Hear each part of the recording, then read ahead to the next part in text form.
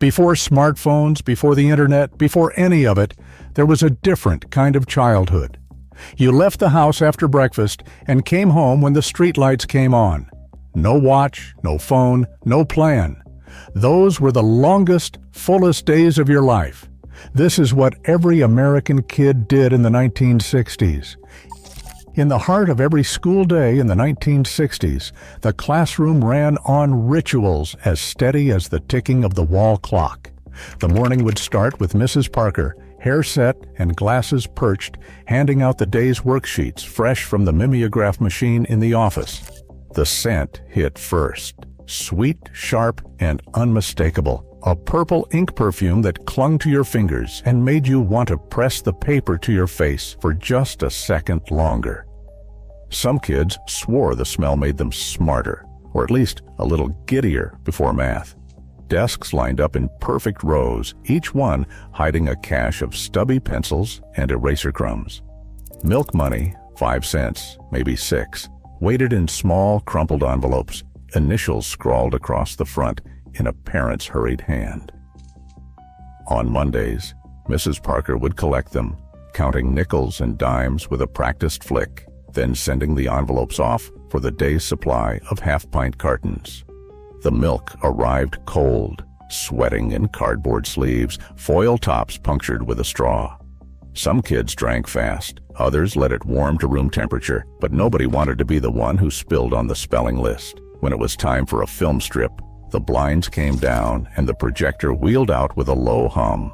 The room would hush, waiting for the familiar mechanical beep that meant it was time to turn the knob and advance the story.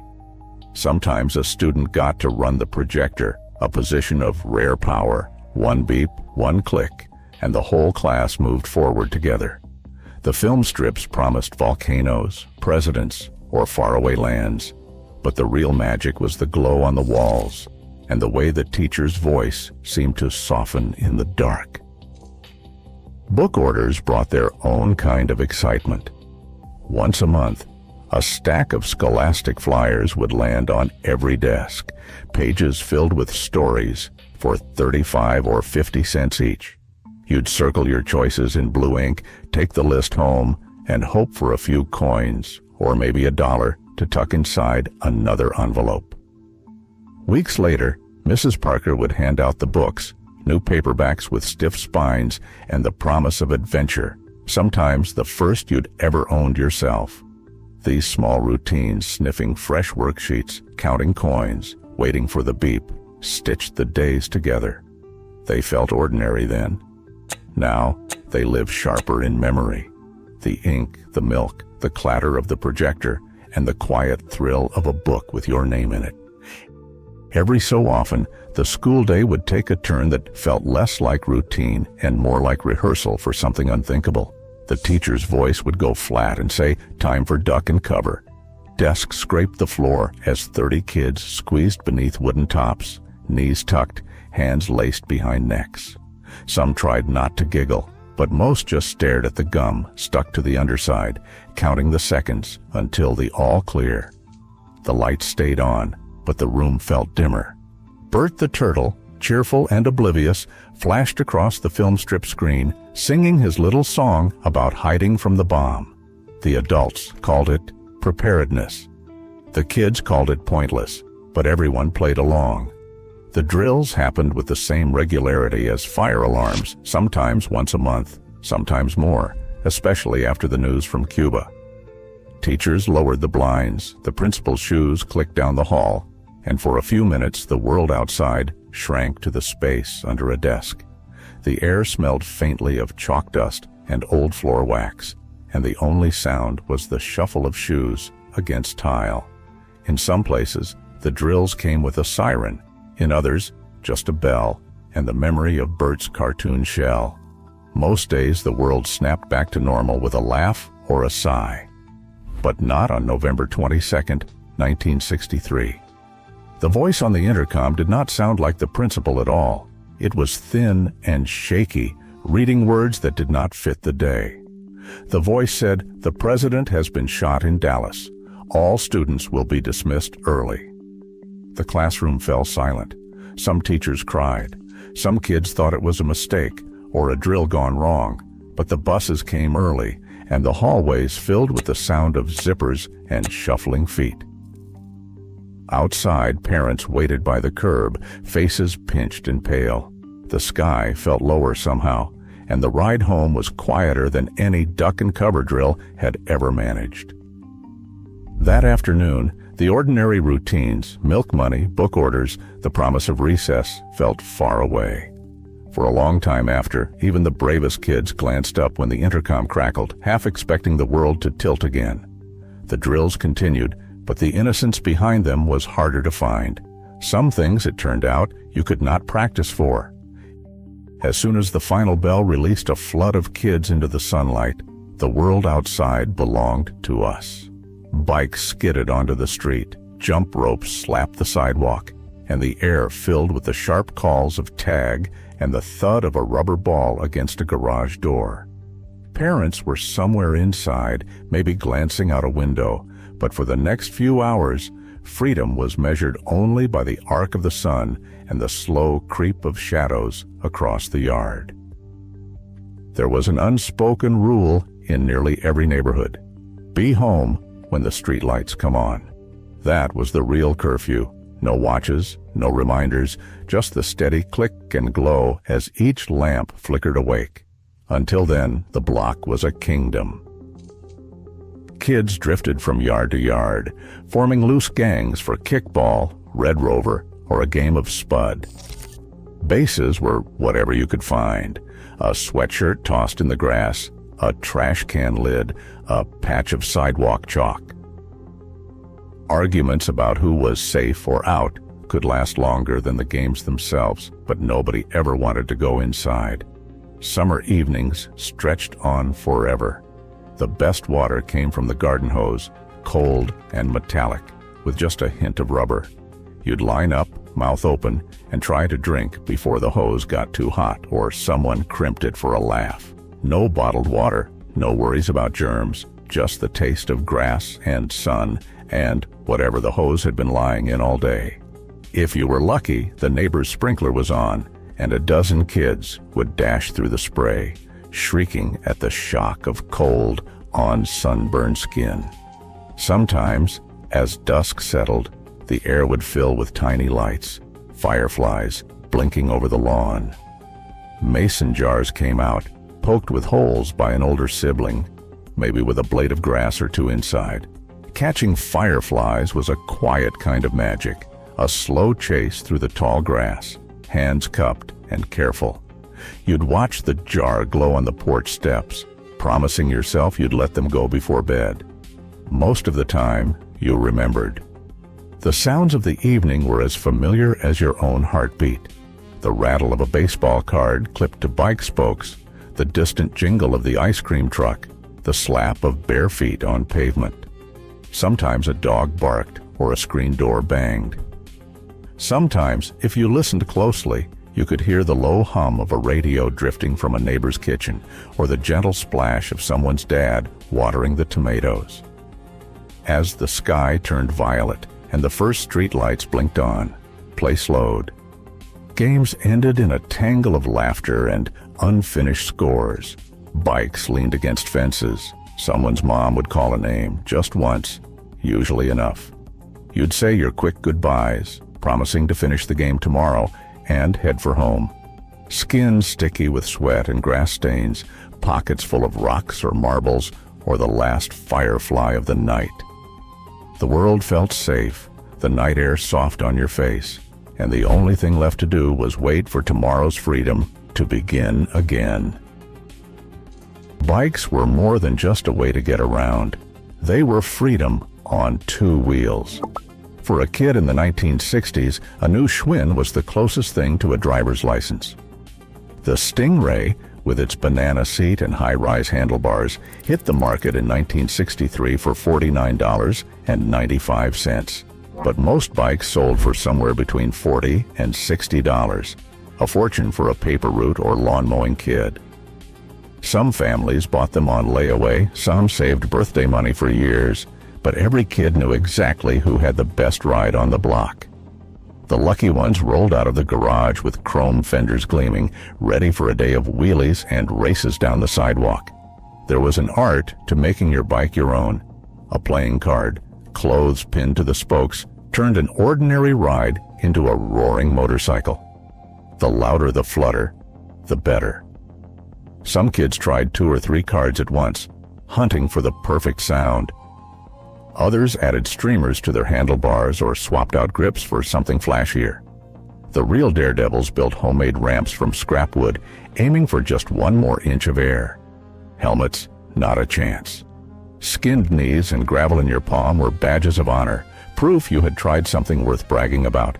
If you did not have a bike yet, there were other ways to keep your hands busy. Etch-a-Sketch, first sold for $2.99, was a magic window for rainy afternoons.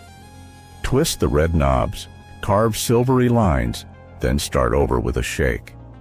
Some kids managed perfect staircases or their names in block letters. Most of us just made endless loopy scribbles. The real trick was convincing your older brother not to shake it before you could show off your masterpiece. Not every toy was so innocent. Lawn darts with heavy metal tips and plastic fins were sold in every 5 and dime store with no warnings and no second thoughts. The goal was simple: toss them high and hope they landed near the target instead of someone's foot. Chemistry sets were just as wild, packed with glass tubes, real chemicals, and instructions that assumed you would not drink anything blue. You could make invisible ink, fake blood, or a small explosion if you mixed the right powders. Parents did not hover, and the word supervision did not mean much once the box was open. These were the hazards of the era. Most of these gadgets came straight from the Sears catalog, pages dog-eared and circled in ballpoint pen. The Christmas wish list was a battleground. Would it be a new Stingray, an Etch-a-Sketch, or maybe the chemistry set with the most bottles? Prices were right there in print. $49.95 for the Stingray, $2.99 for Etch-a-Sketch, and a few bucks for lawn darts or a deck of cards. It all seemed so ordinary then, but in hindsight, some of these treasures look more like dangers than toys. The Consumer Product Safety Commission did not start banning things like lawn darts until years later, after too many close calls and emergency room stories traded on the playground. Still, for a while, the world felt wide open. The street was your racetrack, the driveway your laboratory, and the only real limit was how much daylight you had left.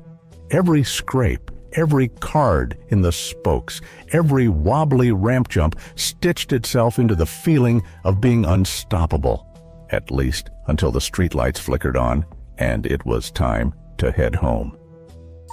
Every house in the neighborhood had its own command center, and it almost always started with the phone. The rotary dial, heavy and solid, usually sat in the kitchen or hallway, the coiled cord stretched to its limit as someone tried to talk in private. Most families had just one, 2 if they were fancy, and it rang with a bell you could hear from the basement. The Western Electric 500 was everywhere, its numbers worn smooth by 1,000 finger whirls. If you picked up while someone else was on, you would hear your neighbor's voice instead.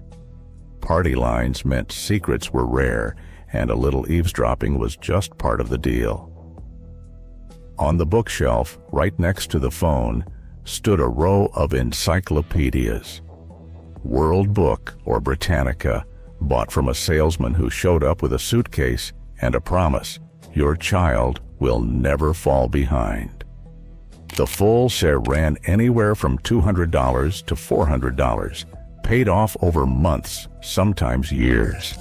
The books gleamed with gold lettering and smelled like new paper and glue. Kids flipped through them for school reports, M as for marsupial, or just to look at the color plates of ancient ruins and presidents. The spines lined up in perfect order, a silent badge of a family's commitment to being prepared, just in case the teacher assigned something big. Morning routines were marked by the clink of glass bottles on the porch. The milkman came early, sometimes before sunrise, leaving thick bottles capped in red or silver foil. The cream rose to the top, and you would peel back the cap to sneak a fingerful before Mom caught you. Empty bottles waited outside in a wire carrier, exchanged for full ones with practiced ease. It was a small ritual, bringing in the milk, shaking it to mix the cream, pouring it into cold cereal bowls while sunlight crept across the linoleum. No one thought twice about drinking it straight from the bottle, or about how the milkman always seemed to know when you had run out. These were the anchors of daily life, steady as the ticking of the kitchen clock. The phone for news and gossip, the encyclopedias for answers, the milk bottles for breakfast and after-school snacks. Moms ran these hubs with a quiet efficiency, balancing the checkbook, reminding you not to tie up the line, and making sure the empties were out for the next delivery. It all felt ordinary, almost invisible, but looking back, these routines stitched the family together as tightly as any dinner or holiday. Every call, every page, every bottle was a small promise that the world, at least at home, would keep running just as it always had. A single coin in your pocket could change the shape of an afternoon. The jingle of the ice cream truck drifted through the neighborhood, tinny and bright, sending kids scrambling for nickels and dimes. 10 cents bought a rocket bar, 5 cents a creamsicle that melted faster than you could eat it, orange sherbet giving way to milky vanilla. Sometimes the truck's menu was taped to the window, sun-faded and promising more than you could afford. The driver knew every kid by name, or at least by face, and he'd wait while you counted out your change, sticky from the heat. If you came up short, he might look the other way, just this once. Penny candy lined the shelves of the corner store, each glass jar a universe of possibility. Licorice whips, wax bottles filled with neon syrup, jawbreakers that threatened to crack a tooth, 1 cent each, 2 if you felt flush. The clerk sat on a stool behind the counter, half watching a ball game, while you deliberated over root beer barrels or candy cigarettes, the cellophane crinkling in your palm. A quarter could fill a small paper sack, heavy with sugar and hope, and you'd ration it out over the course of the afternoon, trading pieces with friends or saving the best for last.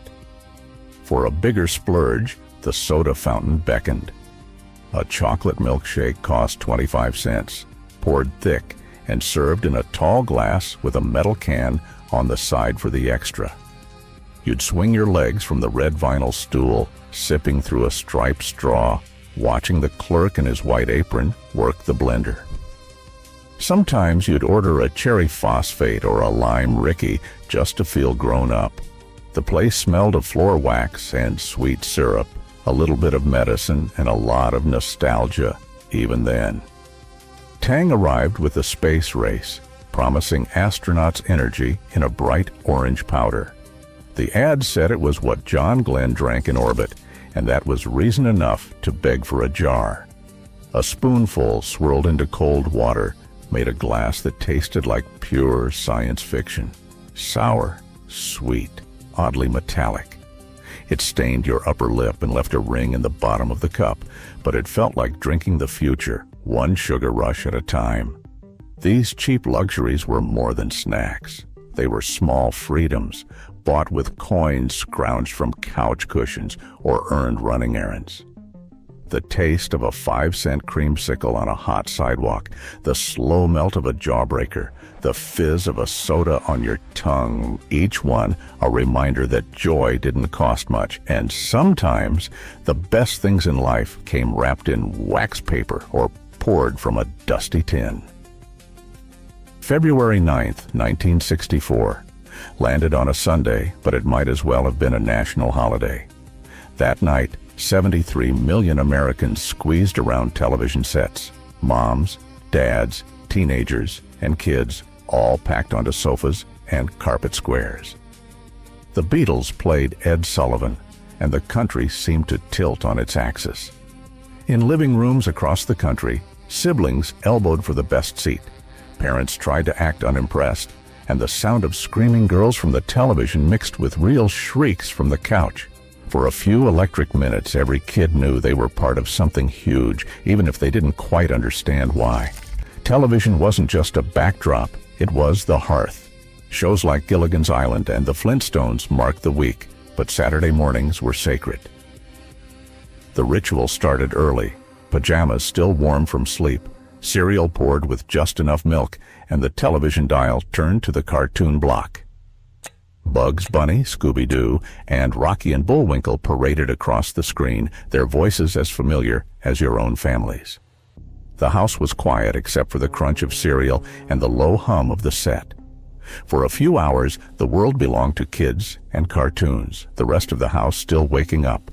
The television itself was a piece of furniture, wood-paneled, heavy, with dials that clicked and rabbit ear antennas that never quite cooperated.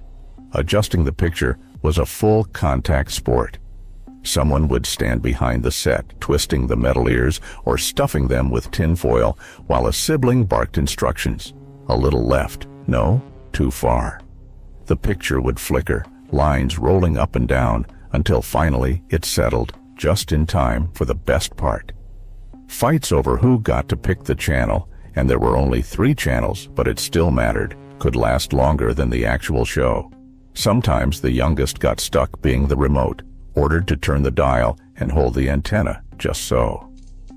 As night crept in, the day's noise faded, and the television offered its own kind of closure. Around midnight, the national anthem played, a grainy flag waving on the screen. After that, just a test pattern, a bullseye or the famous Indian head silhouette, and the world went quiet. The screen glowed with static, a soft reminder that the day was over. Kids shuffled off to bed, the house dark except for the faint blue light in the living room. These shared screens stitched families and neighborhoods together. Whether it was the Beatles or Bugs Bunny, the nightly sign-off or the battle with rabbit ears, television was the glue that held together the ordinary and the extraordinary. Even now, the memory of those crowded living rooms and fuzzy pictures carries the weight of a whole era, one where everyone, for a moment, watched the same thing at the same time. Every weekend, the neighborhood came alive with its own kind of commerce. Pickup trucks rolled slow down the block, their beds packed with kids headed for the drive-in or the Dairy Queen. No seat belts, just knees knocking and elbows propped on cool metal, the wind tugging at ponytails and ball caps. The ride itself was half the fun, a rolling clubhouse that made every errand feel like a field trip. At the drive-in, families lined up in station wagons and sedans, windows down, kids in pajamas, clutching popcorn tubs. The speaker hung from the window on a fat metal hook, crackling out dialogue and tinny music. Sometimes the sound faded in and out, but nobody minded much.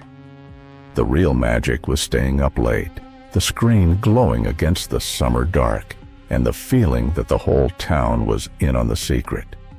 Back in town, gas stations were their own little theaters. For 29 cents a gallon, an attendant in a crisp shirt would wave you in, pump the gas, check your oil, and swipe the bugs off the windshield with a practiced flick. You could watch the numbers spin on the pump, but the real prize came after, a handful of S&H green stamps, licked and pressed into a growing book at home. Every fill-up was a step closer to a new toaster or a set of steak knives, and the stamp book itself became a kind of family ledger, sticky with hope and glue. Grocery stores, too, handed out stamps with every bag of flour or loaf of bread.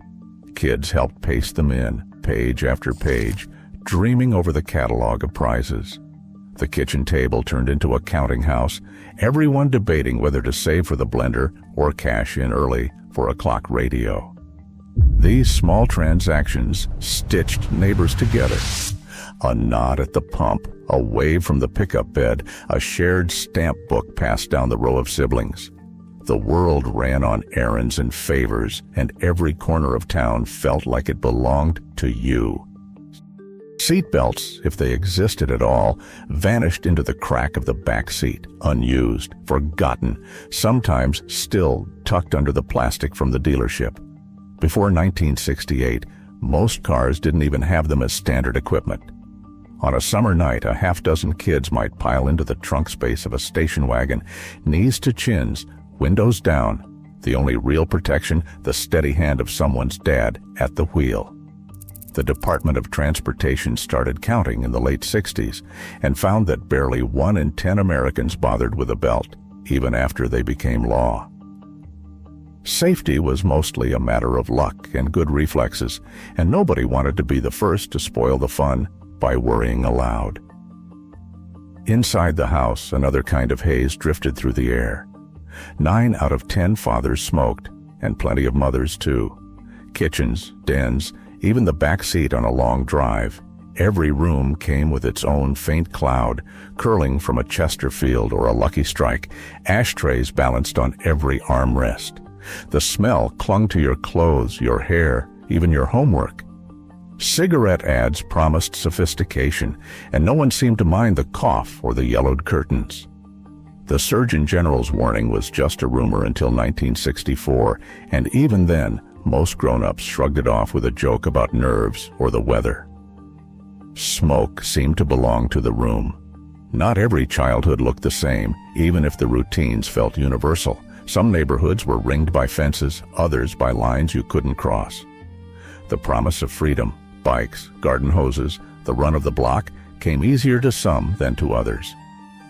For kids whose skin or last name set them apart, the world outside could feel smaller, edged with rules that didn't appear in any game.